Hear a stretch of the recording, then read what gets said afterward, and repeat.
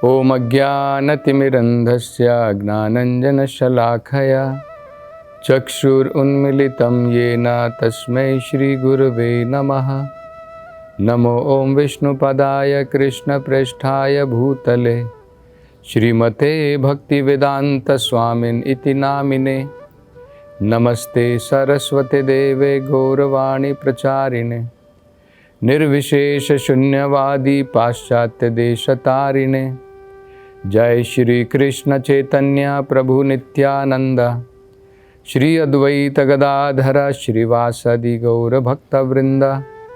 हरे कृष्णा कृष्ण कृष्ण हरे हरे, हरे राम राम राम हरे हरे। हरे कृष्ण। तो पिछली कथा में हम बड़ा महत्वपूर्ण विषय उसके बारे में वर्णन कर रहे थे, चर्चा कर रहे थे, प्रवृत्ति मार्ग और निवृत्ति मार्ग। तो भगवान जो है एक बड़ा सुंदर उदाहरण देकर के 3 मार्गों का फल क्या होता है बताते हैं। तो पहले भगवान ने असुरों के बारे में बताया था ना, उनका मार्ग कौन सा होता है? उनका मार्ग होता है तमोद्वारम। उनका मार्ग केवल अंधकार से भरा होता है और उनका फल क्या होता है? नरक में जाकर के अनेकों प्रकार के कष्ट भोगना। दूसरा, भगवान ने जो है प्रवृत्ति मार्ग जो पालन करते हैं उनके बारे में बताया था। प्रवृत्ति मार्ग का जो पालन कर रहे हैं वो संसार को भोगना चाहते हैं और अनेकों प्रकार से फाइनल गोल उनका है कि भाई देखेंगे भगवान की तरफ भी जाएंगे, लेकिन अभी हम लोग जो हैं संसार को भोगना चाहते हैं। तो वो भी अनेकों प्रकार के धर्म के नियमों का पालन करते हैं, जो वेदों में बताए गए हैं उसके अनुसार पितरों की पूजा भी करते हैं, देवताओं के यज्ञ करते हैं, व्रत करते हैं। लेकिन ये अल्पमेधशा हैं, ये इनडायरेक्ट जो है तरीका अपना रहे हैं, अप्रत्यक्ष है। भगवान तक पहुंचने में बहुत समय लग जाएगा। तो इसके बारे में हम चर्चा कर रहे थे। इनका मार्ग क्या बताया जाता है? तो भगवान कपिल कहते हैं इनका मार्ग जो है सूर्य के दक्षिण भाग से ये जाते हैं और ये पितृलोक तक जा सकते हैं। स्वर्गलोक के बारे में तो हमने सुना था। स्वर्गलोक में जाते हैं, स्वर्गलोक में जाकर के अनेकों प्रकार के सुखों को भोगते हैं, सोम पान करते हैं, अपनी आयु बढ़ाते हैं, ये सब हमने सुना था। तो जब ये पितरों की पूजा में लगे रहते हैं तो पितृलोक में जाते हैं और ये सब जो है ऊंचे स्थान है, पितृलोक है, स्वर्गलोक है। लेकिन जब उनके पुण्य खत्म हो जाते हैं तब उनको वापस आना पड़ता है। ये अंतर होता है। देखिए भगवान भगवद गीता में कहते हैं अब्रह्मा भुवनान लोका पुनरावर्तिनी अर्जुना। ब्रह्मा लोक तक भी चले गए तो पुनरावर्तिनी, दोबारा आना पड़ेगा। ये प्रवृत्ति मार्ग की प्रॉब्लम होती है। तो प्रवृत्ति मार्ग में जो लोग लगे रहते हैं, भगवान कपिल उनको जो है कंपैरिजन करते हैं, तुलना करते हैं कि ये लोग भी विद भुजाम। ये विद भुजाम का मतलब होता है इनका जीवन भी ज़्यादा सुधरने वाला नहीं है। विद का मतलब होता है शूकर, जो केवल मल खाता है, जिसका इंटरेस्ट केवल मल खाने में है। हरि कथा सुधा, हरि कथा की जो अमृत के भांति है, जो सुधा है, उसमें इनका कोई इंटरेस्ट नहीं है। अनेकों प्रकार के भौतिक विषयों में इनका इंटरेस्ट है। अनेकों प्रकार के मटेरियल टॉपिक्स में, चाहे पॉलिटिक्स हो, उसमें बड़ा इंटरेस्ट है। भौतिक संसार के हमने अनेकों प्रकार के स्पोर्ट्स बना रखे हैं, उसमें इनका बड़ा इंटरेस्ट रहेगा। और अनेकों प्रकार के जितने भी भौतिक विषय हैं, नॉवेल्स हो गई, न्यूज़पेपर हो गए और कुछ फिक्शन की किताबें हो गई, इन सब में इनकी रुचि है। हरि कथा में इनकी रुचि नहीं है। इसलिए इनको क्या कहा गया है? विद भुजाम। ये इनका जीवन बिल्कुल विद भुज, यानी कि शुकर के बराबर है। क्योंकि शुकर को क्या होता है, देखिए, शुकर की आसक्ति मल खाने में अत्यधिक होती है।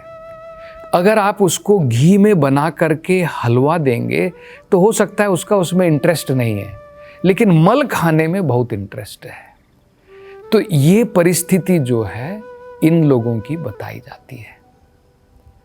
तो भगवान भगवत गीता में अर्जुन को बोलते हैं कि जो व्यक्ति भगवान की डायरेक्ट भक्ति में लगा है उनका मार्ग क्या होता है, वो सूर्य के जो प्रकाश रूपी मार्ग जो सूर्य का होता है वहां से वो जाते हैं और सीधा भगवत धाम में, वैकुंठ धाम में, गोलोक वृंदावन धाम में जो है प्रवेश करते हैं। तो 3 मार्ग बता दिए। एक हो गया तमो द्वारम, तमो मतलब अंधकार का रास्ता, वो असुरों का है। एक बता दिया दक्षिण से, सूर्य का दक्षिण का रास्ता जो पितृलोक तक, स्वर्ग लोकों तक लेकर के जाता है। और एक है जो सूर्य का प्रकाशमान रास्ता है जहां से व्यक्ति वापस भगवत धाम को जाता है। और भगवान तो भगवत गीता में बताते हैं, बाकी जगह से तो हमने देख लिया वापस आना पड़ता है। ये कई बार एक उदाहरण दिया जाता है, भगवान कपिल ये उदाहरण देते हैं। भौतिक संसार में भी हम देखते हैं, किसी को हमने मिनिस्टर बना दिया, किसी को हमने बड़ा ऑफिसर बना दिया, किसी को हमने बढ़िया पोजीशन दे दी, बढ़िया स्तर दे दिया, लेकिन कुछ समय के बाद में हम देखते हैं कि उसका पद चला जाता है। कोई मिनिस्टर बना था और बाद में जो है वो हेरा फेरी में पकड़ा जाता है, जेल के अंदर में भी बंद हो जाता है। उसकी पोस्ट तो चली गई और उसको जो है जेल में जाकर के दुख भोगने पड़ते हैं। कोई बड़ी सरकारी नौकरी पर था और बाद में हम देखते हैं कि उसने सही प्रकार का काम नहीं किया, उसका डिमोशन हो गया, उसको क्लर्क बना दिया जाता है। तो भौतिक संसार में भी जब ऐसा होता है तो भगवान कपिल कहते हैं इसी प्रकार से ये लोग स्वर्ग लोक तक चले जाते हैं, पितृलोक तक चले जाते हैं, लेकिन सब पुण्य खत्म होने के बाद धड़ाम करके वापस भौतिक संसार में, जैसे एक व्यक्ति अपने पद से गिर जाता है, ये लोग भी भौतिक संसार में वापस इसी प्रकार से आ जाते हैं, दोबारा अनेकों प्रकार के कर्म के बंधनों में फंसने के लिए। तो भगवत गीता में भगवान जो है भक्ति के मार्ग को बताते, उसको वापस आने की जरूरत नहीं पड़ती है। सुंदर श्लोक है, भगवान कहते हैं माम उपेत्य तु कौन्तेय, मेरी प्राप्ति करने के बाद, माम उपेत्य तु कौन्तेय पुनर्जन्म न विद्यते, दोबारा भौतिक संसार में जन्म लेने की जरूरत नहीं है। और भगवान ये भी बताते हैं जिस व्यक्ति का हरि कथा में, जिस व्यक्ति का भगवान की कथाओं में भगवान को समझने में इंटरेस्ट है, जन्म कर्म च में दिव्यम एवं यो वेत्ति तत्वतः, जो मेरे जन्म, जो मेरे कर्म के बारे में सही प्रकार से जानता है, पुनर्जन्म न इति मामेति अर्जुना, दोबारा जन्म लेने की ज़रूरत नहीं है, वो मेरे धाम में वापस आ जाता है। तो ये तो हम जो है आसानी से जो भगवान कपिल बता रहे हैं उसके बारे में हम इस प्रकार से समझ सकते हैं। तो ये तीनों मार्ग जो है हमें समझने हैं। एक हो गया भक्ति का मार्ग जिसे निवृत्ति कहा जाता है, एक हो गया संसार को भोगने का और धीरे धीरे जाने का। तो ये जो संसार को भोगना चाहते हैं, कई बार भागवतम में इनको भगवान कपिल क्या कहते हैं, त्रैवर्गिकम।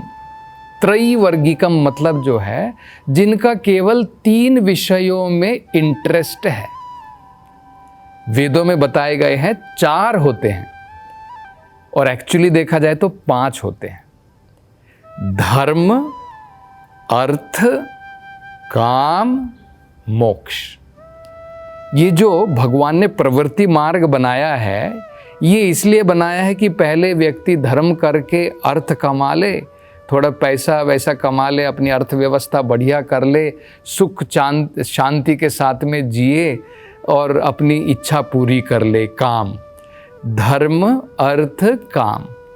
जब व्यक्ति इन तीनों को छोड़ने के लिए राजी नहीं होता है और मोक्ष के बारे में बिल्कुल विचार नहीं करता है, उसे कहते हैं त्रैवर्गिकम। केवल 3 जो वेदों के विषय हैं उसमें उसकी रुचि है, रति है, मोक्ष के बारे में सोचता भी नहीं है। जो चतुर्थ पुरुषार्थ है, ये चारों को पुरुषार्थ कहा जाता है, और इनसे भी बड़ा, इनसे भी महान पुरुषार्थ होता है प्रेम, भगवान की भक्ति, भगवान का प्रेम, मुक्ति से भी जो ऊपर होता है।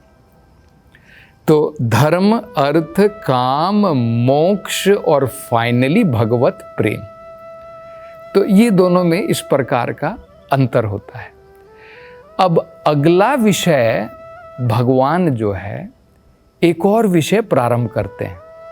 तो भगवान ने असुरों का विषय बता दिया, भगवान ने जो प्रवृत्ति मार्ग में चल रहे हैं, संसार को भोग करके बाद में धीरे धीरे ऊपर बढ़ना चाहते हैं, स्वर्ग लोकों तक जाना चाहते हैं, उनका विषय भी बता दिया, लेस इंटेलिजेंट हैं। और भगवान ने डायरेक्ट मार्ग भी बता दिया कि भक्ति का मार्ग जो है डायरेक्ट है, वो व्यक्ति मन में प्रशांत होता है, सुखी रहता है, आनंद में रहता है, बुद्धिमान है, ये भी बता दिया। अब भगवान एक और बताते हैं, एक और विषय बताते हैं। भगवान कहते हैं कि यहाँ तक कि जो मेरे अंश जो है इस भौतिक संसार में, जिसे पुरुष अवतार कहा जाता है। देखिए, भगवान के दो प्रकार के अवतार होते हैं। एक भगवान के लीला अवतार हैं, जो आध्यात्मिक संसार से भौतिक संसार में आते हैं, ये लीला करने के लिए आते हैं, इन्हें इसलिए लीला अवतार बोलते हैं। जैसे राम हो गए, नरसिम्हा हो गए, ये सब भगवान के लीला अवतार हैं। और एक भगवान के अलग प्रकार के अवतार होते हैं जिसे गुण अवतार कहते हैं। भगवान के 3 गुणों की भी अवतार है। ब्रह्मा, ये भी भगवान का गुण का अवतार है, रजोगुण का अवतार है। शिवा भगवान के तमोगुण का अवतार है। और स्वयं भगवान विष्णु जो पालन करते हैं वो सत्व गुण है। तो ये गुणावतार हो गए, लीला अवतार हो गए। मत्स्य, कूर्मा, बुद्धा, कल्की, ये सब भगवान के लीला के लिए आते हैं, भगवान के लीला अवतार होते हैं। और एक भगवान का जो अवतार है इसे पुरुष अवतार कहते हैं। ये पुरुष अवतार क्या होते हैं?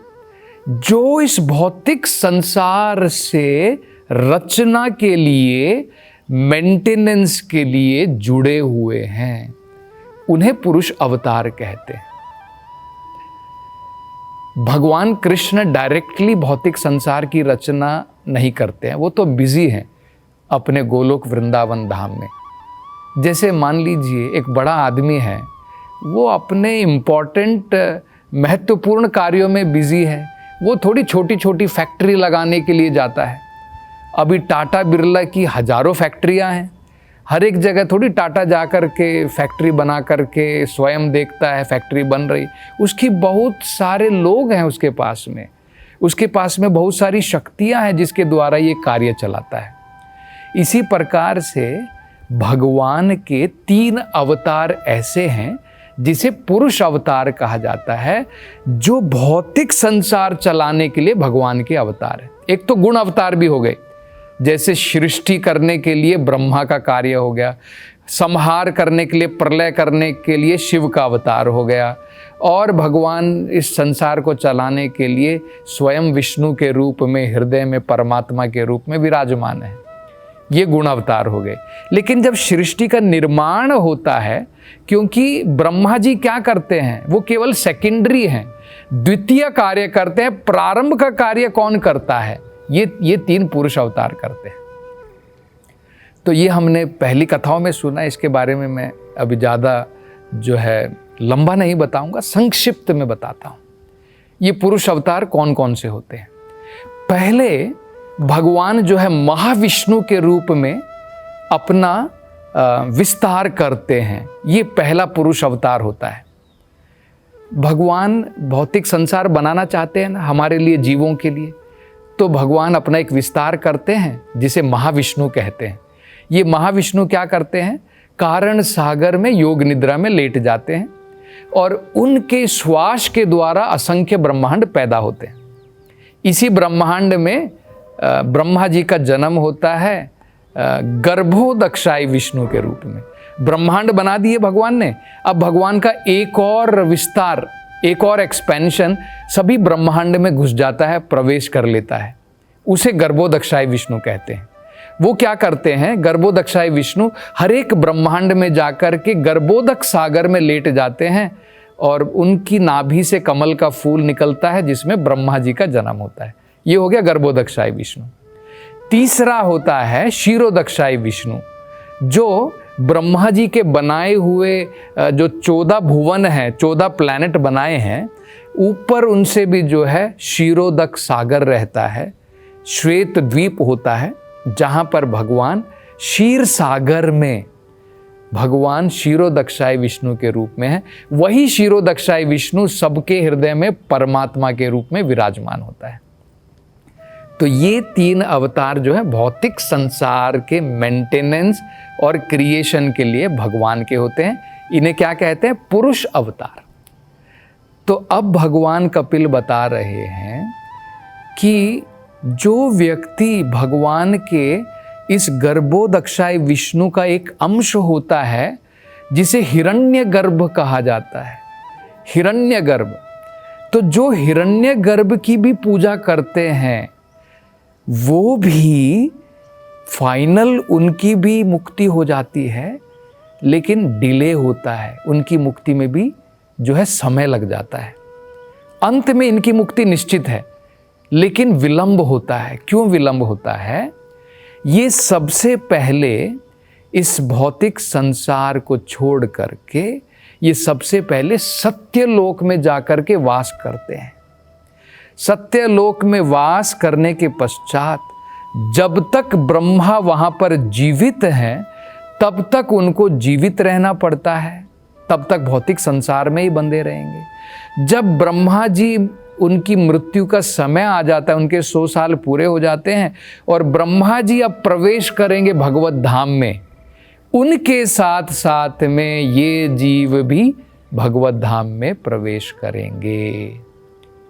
तो ये भी अलग कैटेगरी जो है, इस विषय के ऊपर भी भगवान कपिल जो है वर्णन करते हैं और इसके बारे में हम चर्चा अगली कथा में करेंगे। हरे कृष्णा।